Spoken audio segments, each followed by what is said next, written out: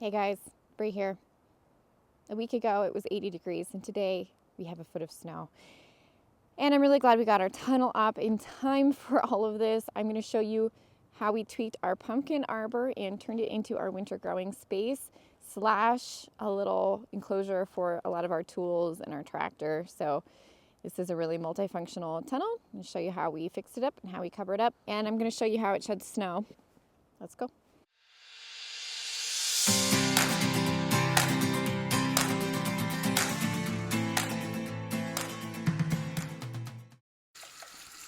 It's an exciting day.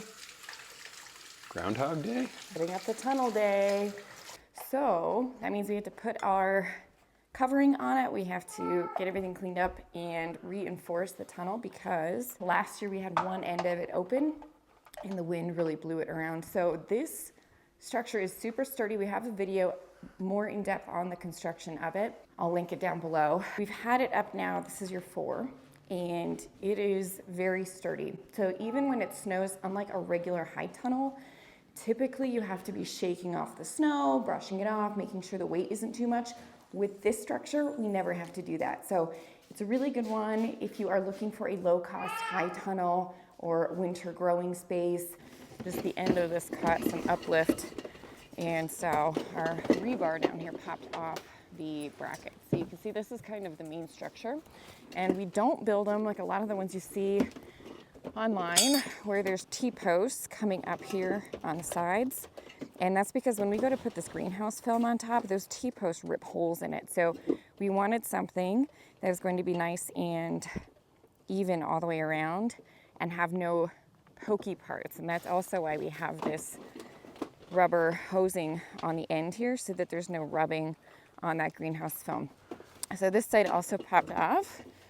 So you can see this bracket is actually bent. So we need to reattach this rebar and then re-bracket this.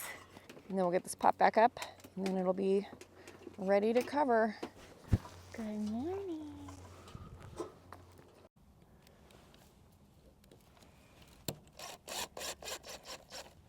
Just kind of cinch them on one at a time.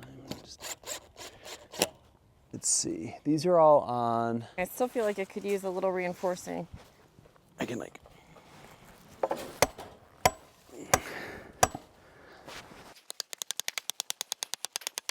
right, so we've got 2x6s here on the bottoms, and those 2x6s are where we attach the cattle panels to. So the cattle panels are on the inside of these 2x6s. And then you can see the rebar is on the outside here to give those 2x6s support. So we're using 2-foot rebar and bracketing them to those 2x6s. So we're just doing some reinforcing and then we're gonna put the cover on. All right, now we zip tie these together just because it helps create additional strength for the whole structure. So it's best to use UV rated zip ties just because they're in the sun. And I use the big ones because it helps with the tensile strength. So you can see just a zip tie will hold that together. You could also use metal wire if you wanted to, but this is just quicker and easier. Okay, so now we're gonna put the greenhouse film on. So this is the same greenhouse film that I've used now for 4 years. I just patch it. There's a special tape that you can use to patch this stuff that's really, really strong. So every time it rips, we just patch it. And it seems to have held pretty well. We also bought the thickest mil. So I think it's an 8 mil, but I'll double check and link it below. It's from Greenhouse Megastore, and then you can get it in the length that you need. So our tunnel is 32 feet long. So this is much longer because it has to also cover the ends. And then it's also wider. So even though our cattle panels are 16, these are each 4 by 16. So it's 16 from one end to the other end. We have I believe a 20-foot wide piece of greenhouse film so that we have enough room to overlap on either side. So we're just gonna try to get that on. Every year this is a bit of a finagling, so we're gonna get that on, and then we still have to figure out how we're gonna cover up this end because usually we used to have a window here for ventilation. That's now gone because we had to pull the tractor in on this side. So we might leave this side open. That side on that end, we're gonna have to figure out a door. Of course, it's all wet and gross.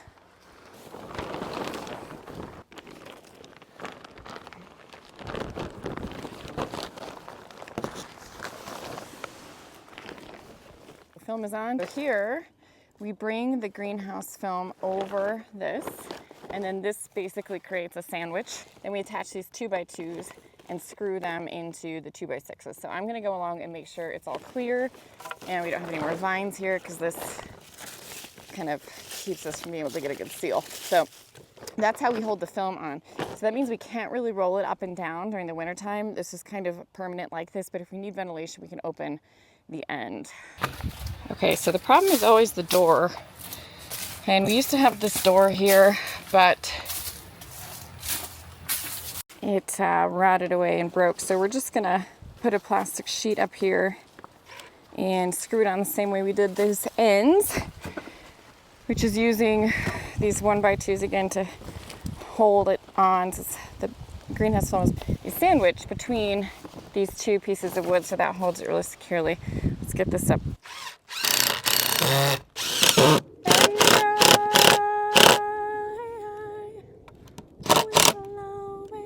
It is absolutely dumping snow today.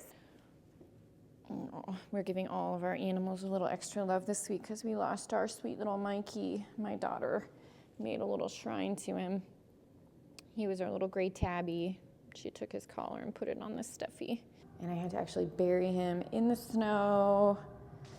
It's just been a rough week.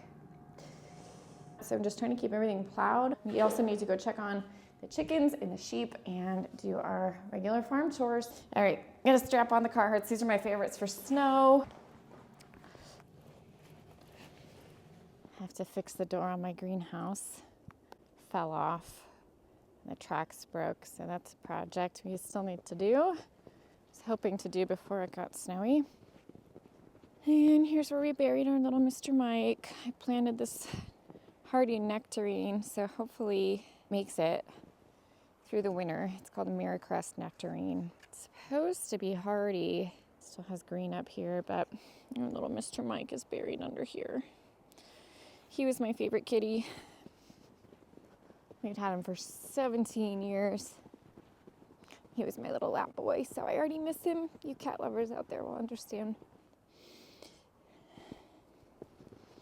Here's the solution we ended up with for this door. So as I mentioned, really, if you go and watch our first video, what we did was we used a door here and we just framed it in. We used an interior door, which was our mistake. We should have used an exterior door, like a screen door. And, you know, when we redo this tunnel, we will do that. But for now, what we did was we just used some scrap pieces of plastic. And then we used our 2x2s to sandwich that plastic to the frame. So this door is non-functional, but we can go around. Look at how well this thing should snow. Just, what a champ. It just falls right, it just slides right off. And the weight doesn't really impact it at all. And because of the shape, that's kind of why we made it this shape, is because it's narrow, and that makes the slope really great here. So that snow, again, just slides right off. And we've had big, heavy spring dumpers, and this thing has never collapsed. So real sturdy. See how high this snow is already on the sides. Big enough, again, to fit the tractor in and keep this guy covered, because otherwise we just don't have enough garage space to keep this covered all winter. And then this half, I'm gonna put another sheet here going across, right where this 2x4 is, to help support the weight of the tunnel in case there does get a lot of snow. And we'll cordon this section off, and this section will be overflow greenhouse too. So this is really gonna help us have extra space here in the winter. So this end is gonna remain open for the tractor. We'll have a little door here halfway. Delicious. Hey, hi, hi. He's a good boy. He's a good boy. So you got some hay on your head.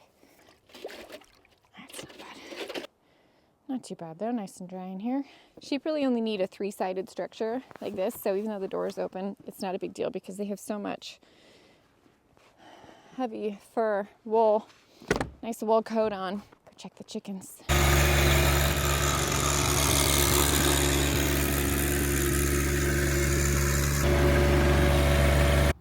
Huh. So, hey chickies. It looks like your house caved in a little bit, huh? That is absolutely not predator proof.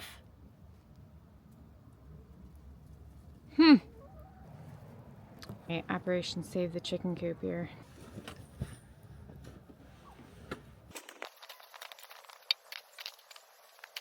Clearly, we did not think about the weight of snow collapsing this run. It wasn't supported on all sides, so easy fix, but worth sitting down and taking the time to really plan these things out first, because otherwise you're going to be rebuilding them a few times.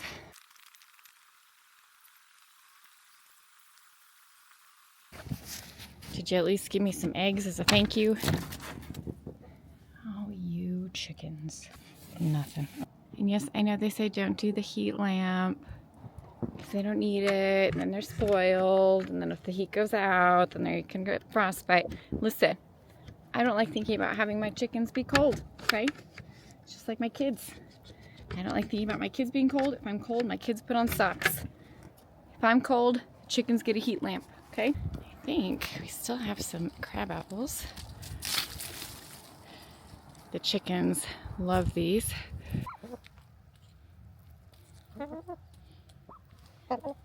I'm so glad we got that tunnel up in time for this big snowstorm. But of course, there's always some other disaster waiting right around the corner. So hope you enjoyed coming along with us on this snowy day. I'm gonna go build a snowman. See you guys around here next time at the farm.